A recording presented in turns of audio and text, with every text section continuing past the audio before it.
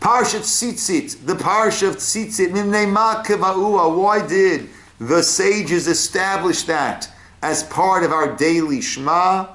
Amar Yehuda bar Chaviv, Mimnei sheyesh ba chamisha dvarim. It contains 5 things. Mitzvah Tzitzit, the mitzvah of the tzitzit, the fringes on our garments. Yitziat Mitzrayim, exodus from Egypt. All mitzvot, in general accepting mitzvot.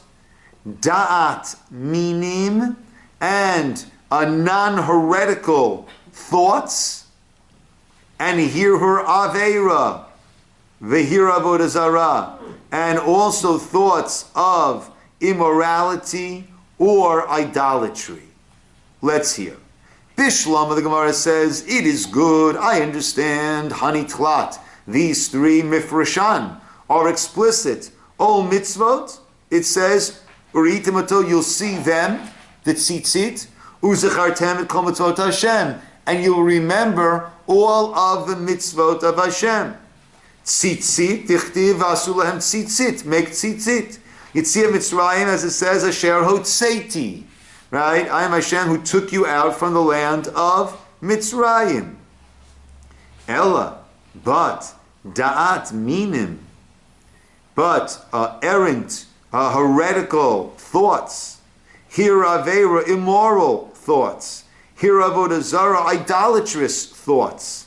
Minalan, where is that? Titani, the Bright explains, acharei levavchem, after your hearts, v'lo tartu, do not stray, after your hearts. Zo minut, those are heretical thoughts. And it's interesting that is attached to the heart more than to the mind.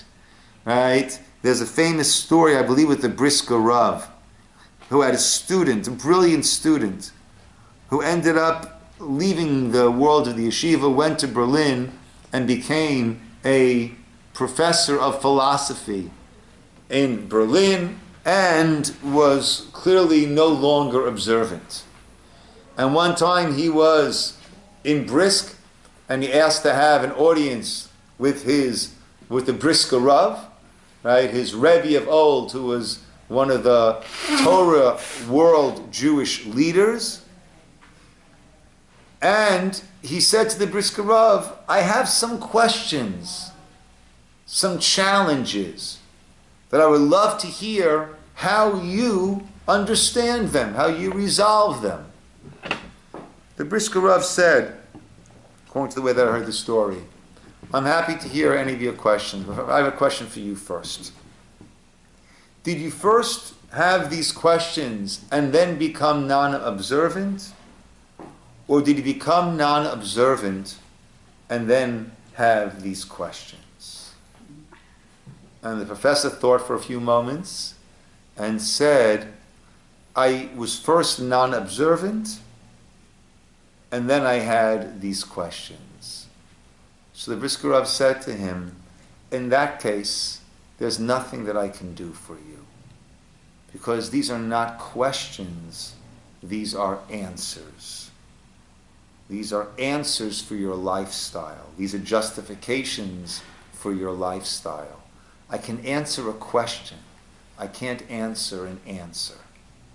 And perhaps you see that over here, acharei levavchem, the heretical thoughts, they come from your heart. Meaning once you want to feel a certain way, then invariably you will end up feeling that certain way. Acharei einechem, after your eyes, that we say, those are thoughts of immorality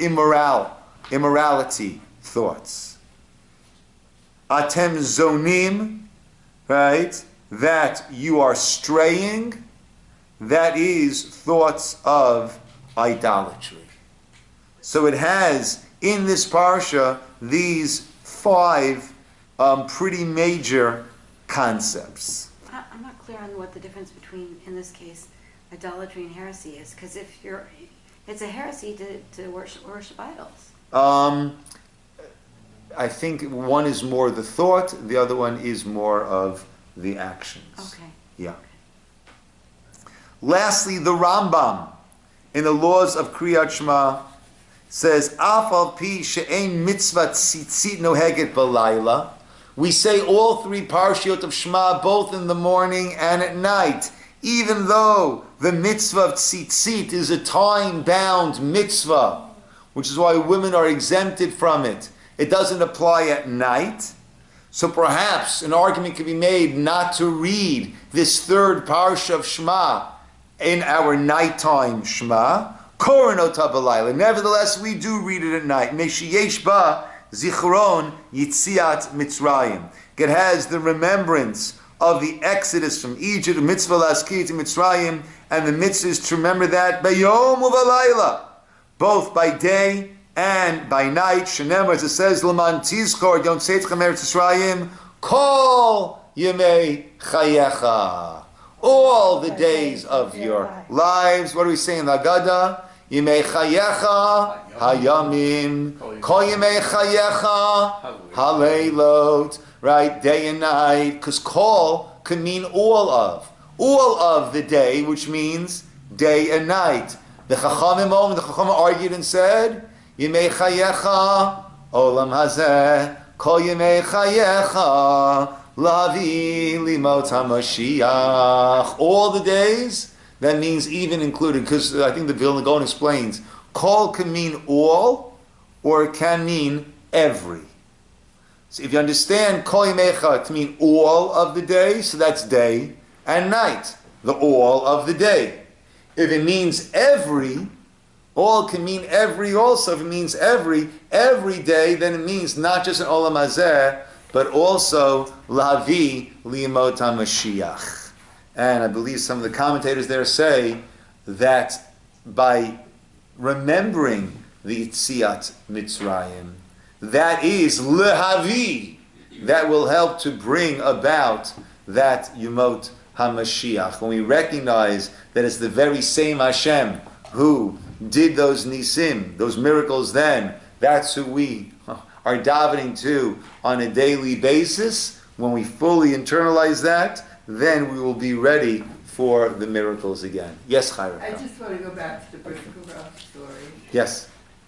The reason when someone comes to a rabbi and asks a question or expects an answer, the rabbi, assuming it's a knowledgeable rabbi, the rabbi senses or understands that the question or the answer that may be forthcoming may be coming from a lack of understanding or a seeking of understanding. And so the answer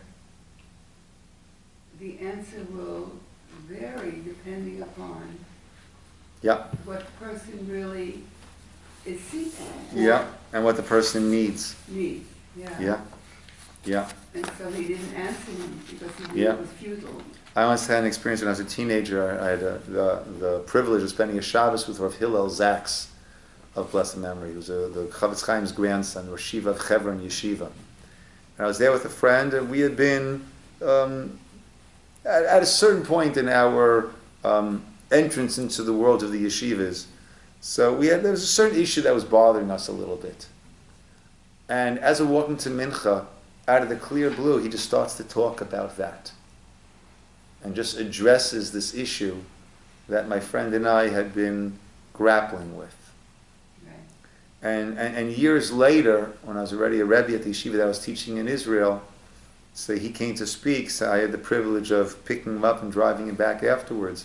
So I related to him this story, and he said to me a very beautiful thing. He said, you know, if a person is doing a lot of exercise with their right arm, what happens? The body will send more oxygen over to the muscle of that right arm in order to allow it to do the work that it's doing. Right? It's one body, and the body takes care of the needs of the body. It senses a part of the body needs something, and it will send what that needs to that part of the body. And he said, we are all one nation. We are all one people. We're all one guf. And therefore, the body will send over what's needed to other parts of the body.